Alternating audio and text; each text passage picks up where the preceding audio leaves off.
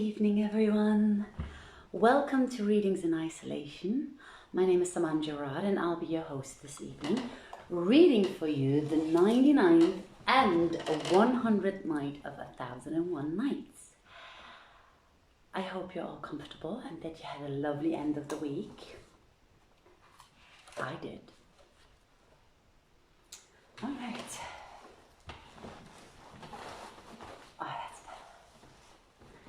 Let's start. Hi, Johnny. Oh, it's always such a pleasure when friends and family tune in. All right, enjoy the reading.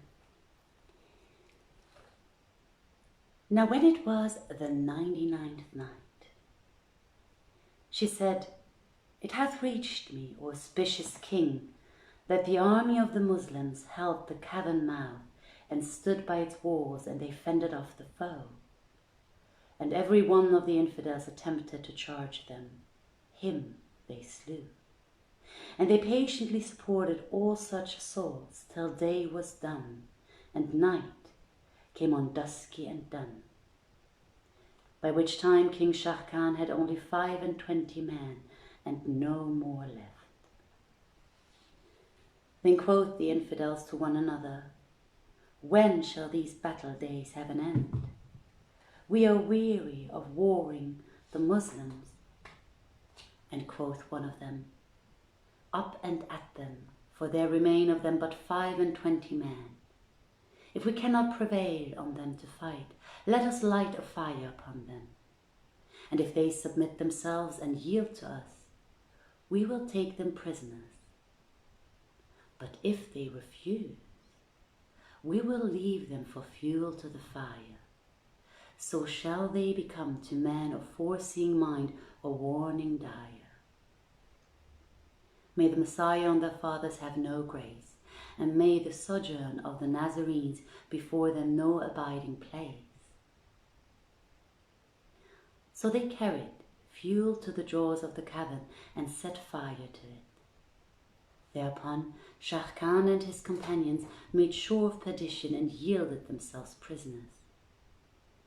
And while they were in this condition, lo, the knight, their captain, said to those who counselled their slaughter, It is not for any save for King Afridun to kill them, that he may gratify his wrath.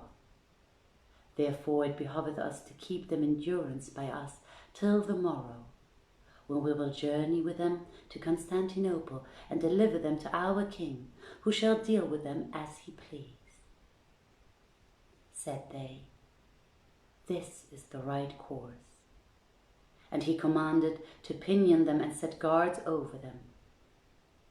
Then, as soon as it was black night, the infidels busied themselves with feasting and making festival, and they called for wine and drank it till all fell upon their backs.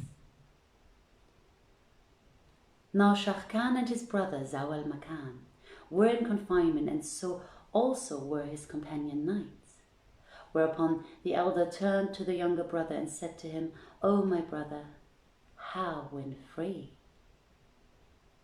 By Allah, replied Zau al-Makan, I know not, for here we be like birds in cage.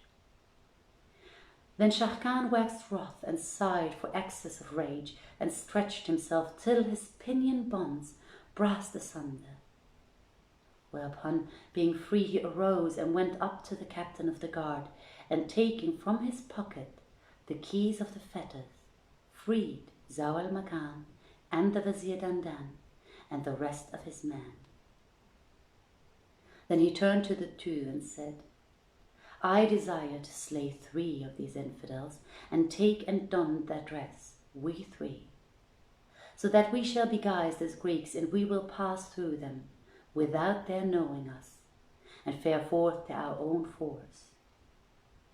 Replied Zau al-Makan, This is no safe counsel, for if we kill them, I fear some of their comrades may hear their shrieks, and the foe be aroused upon us and kill us.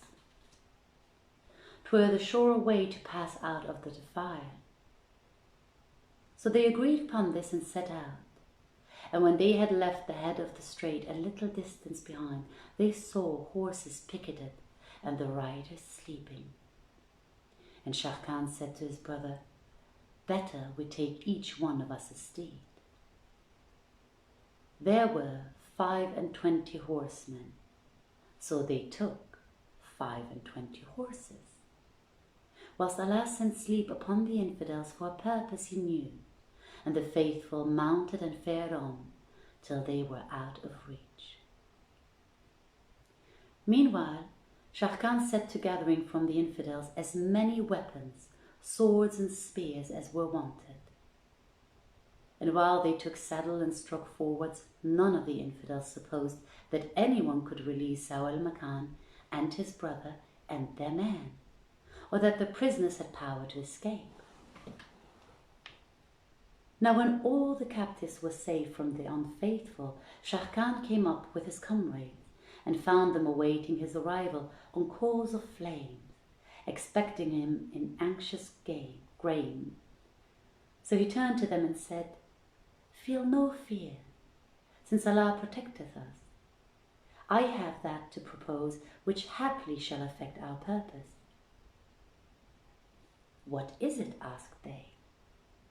And he answered, "I desire that ye all climb to the mountain top and cry out with one voice, Allahu Akbar. And ye add, the army of Al-Islam is upon you, Allahu Akbar. This wise, their company will surely be dissolved, nor will they find out the trick, for they are drunk. But they will think that the Muslim troops have encompassed them about on all sides and have mingled with them. So they will fall on one another, brand in hand, during the confusion of drunkenness and sleep. And we will cleave them asunder with their own swords, and the scimitar will go round amongst them till dawn." Replied Zau al-Makan, "This plan is not good. We should do better to make our way to our army and speak not a word. For if we cry out Allahu Akbar, they will wake and fall on us, and not one of us will escape." Rejoined Sharrkan, "By Allah, though they should awake, 'tis no matter, and I long that ye fall in with my plan, for naught save good can come of it." So they agreed thereon and clomb the mountain and shouted Allahu Akbar, and hills and trees and rocks reworded their Allahu Akbar for fear of the Almighty. But when the Kafirs heard this slogan, they cried out to one another. And Shahrazad perceived the dawn of day and ceased to say her permitted say. Now when it was the full 100th night, she said, "It hath reached me, O auspicious King, that Sharrkan spake thus, I long that ye fall in with this my plan, for naught hath good can come of it." So they agreed thereon and clomb the mountain head and shouted Allahu Akbar, and hills and trees and rocks reworded the Allahu Akbar for fear of the Almighty. The infidels heard it and cried out one to other and donned their armor and said, "The foe is upon us, by the truth of the Messiah." Then they fell on one another and slew off their own man, more than any knoweth save Almighty Allah. As soon as it was dawn, they sought for the captives, but found no trace of them, and their captain said, "They who did this were the prisoners in our possession. Up then, and after them in all haste till ye overtake them, when we will make them quaff the cup of requital. And let not fright nor the panic of sudden awaking possess you." So they took horse and rode after the fugitives, and it wanted but an eye twinkling before they overtook them and surrounded them.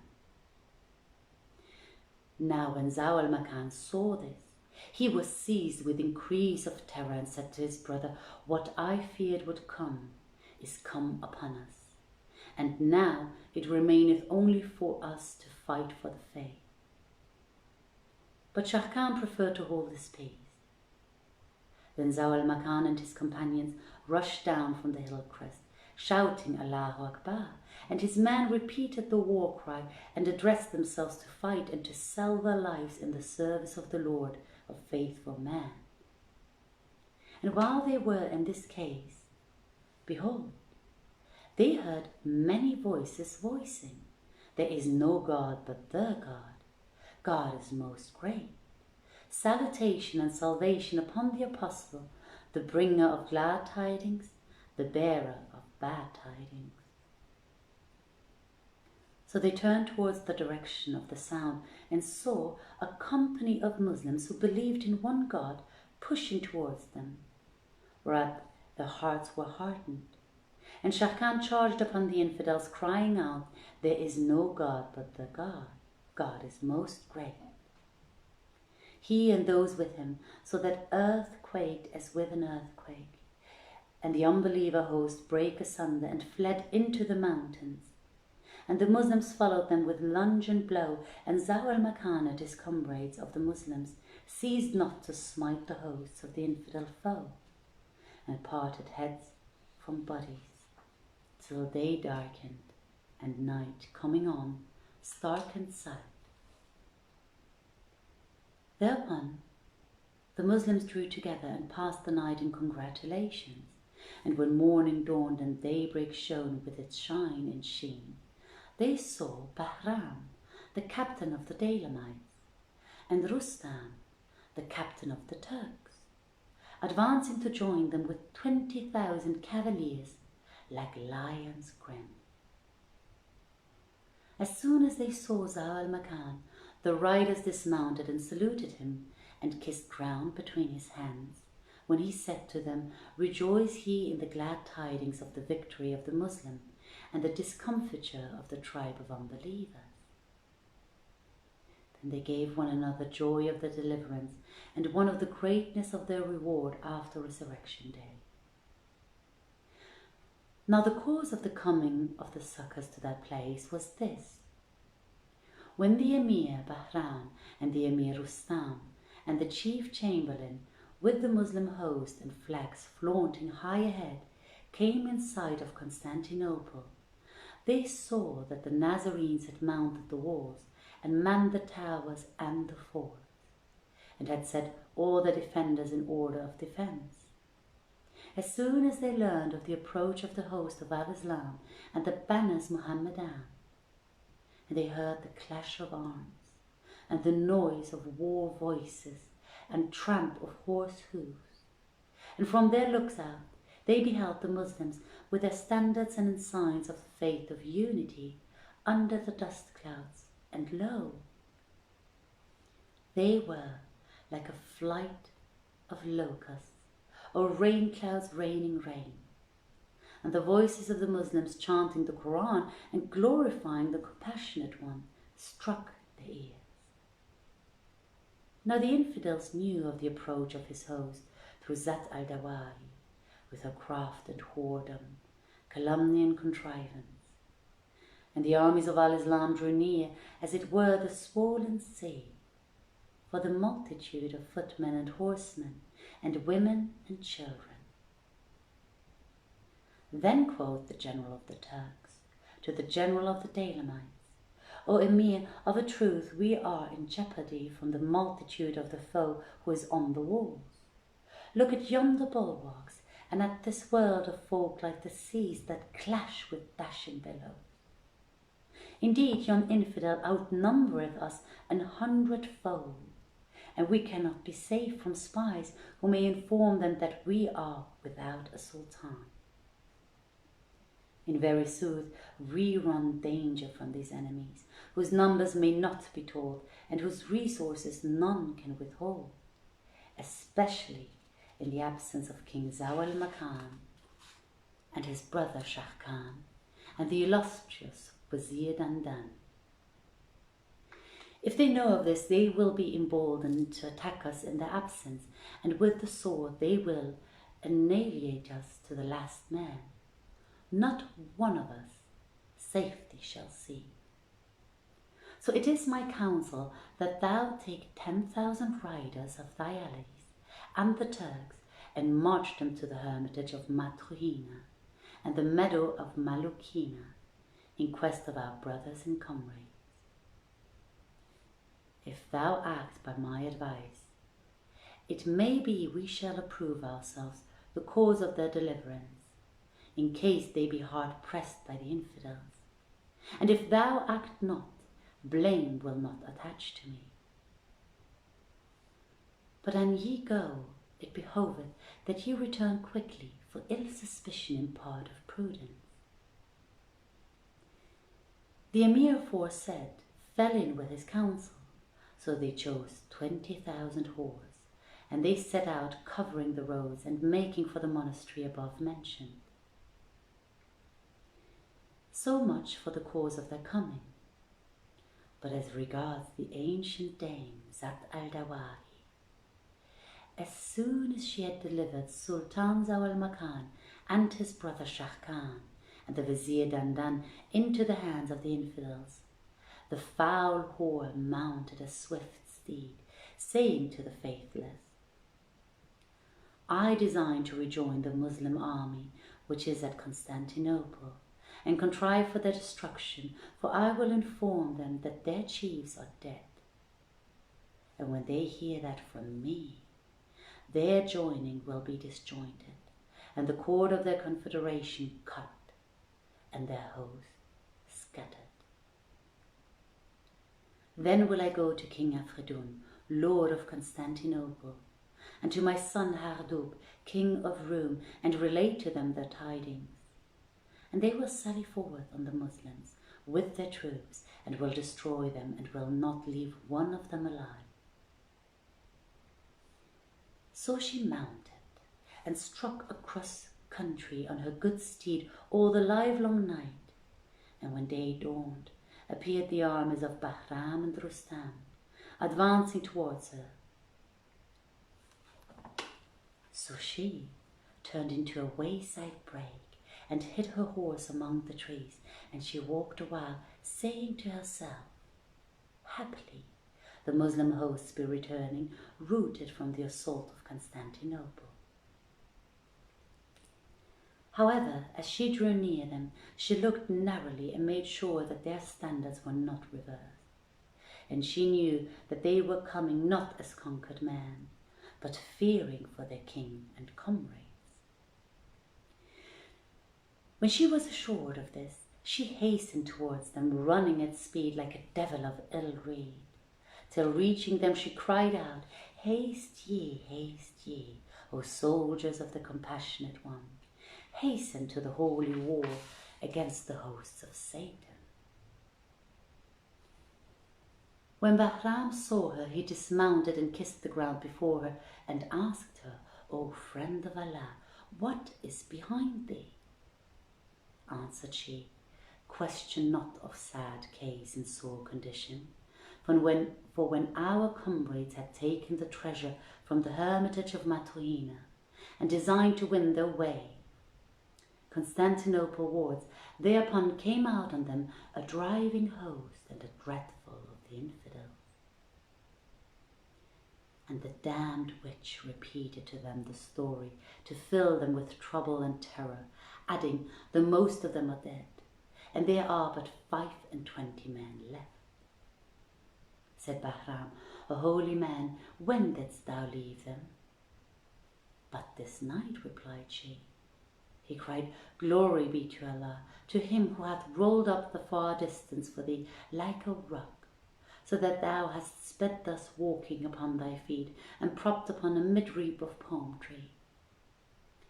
But thou art one of the saints which fly like birds when inspired and possessed by his directions. Then he mounted his horse, and he was perplexed and confounded by what he had heard from the beldam, so strong in lies and ill calumnies. And he said, There is no majesty and there is no might save in Allah, the glorious, the great. Verily our labour is lost, and our hearts are heavy within us. For our Sultan is a prisoner, and those who are with him. Then they cut across the country, wide and side, night and day, And when morning dawned, they reached the head of the defile and saw Zau al-Makan and Shah Khan shouting, "There is no God but the God." And salutation and salvation upon the congratulator, the comminator. Whereupon he and his drove at the unbelievers and whelmed them, and the rain torrent whelms the waves, and cried out the war cries till fear got hold of the prowest knights, and the mountains were cloven in affright. And when shone the day, and showed its shine and sheen, the breeze of morning blew upon them, sweet and fragrant, and each recognized other as hath been said before. Then they kissed the ground before the king and before his brother Shah Khan, who told them all that had befallen that party in the cave. Now thereat they marvelled and said to one another, "Hasten we back to Constantinople, for we left our companions there, and our hearts are with them." So they hurried departure, commending themselves to the subtle, the all-wise. And Zau al-Makan exhorted the Muslims to steadfastness and versified in the following couplets. Be praises mine to all praiseworthy thee, O Lord, who stinted not mine aid to be. Though was I lost abroad, thou wast to me strongest support, which vouchsafed victory. Thou gavest me wealth and reign and goodly gifts, and slungest conquering sword of valiancy. Thou madest me blessed beneath thy kingly shade, and graced with generous boons, dealt fain and free. Thou savedst from every fear I feared, by aid of my vizier, the age's noblest he. Guard us thy grace in fight to throw the Greek, who yet came back, died in war's cremoisy. Then made I faint to fly from out the fight, but like grim lion turning made them flee, and left on valley soul my foeman drunk, not with old wine, but death cup's revelry. Then came the saintly hermit, and he showed his marvels wrought for town and wold to see, when slew they hero wights who woke to dwell in Eden bowers wherein sweet rillets well. But when Zau al-Makan had made an end of versifying, his brother Shah Khan congratulated him on his safety and thanked him for the deeds he had done, after which both set out, forcing their marches to rejoin the army. And Shahrazad perceived the dawn of day and ceased saying her permitted say. War! It is 2020 and it's still on. All right, everyone, I hope you enjoyed the reading. Thank you all for tuning in. I wish you a peaceful night and sweet dreams. As usual, remember to go inwards and outwards. We are continuing these readings, hopefully to 1001 nights, because we do believe that we are currently, actually as usual, as one in this world, facing very, very similar issues. So please remember, go inwards instead of outwards. Please tune in next Tuesday. We will read 101 nights together for the first time, Joanna and me, and we will try our best to make it as special as possible for our wonderful, wonderful viewers all over the world. Sending you much love. Have a good night, everyone. Bye.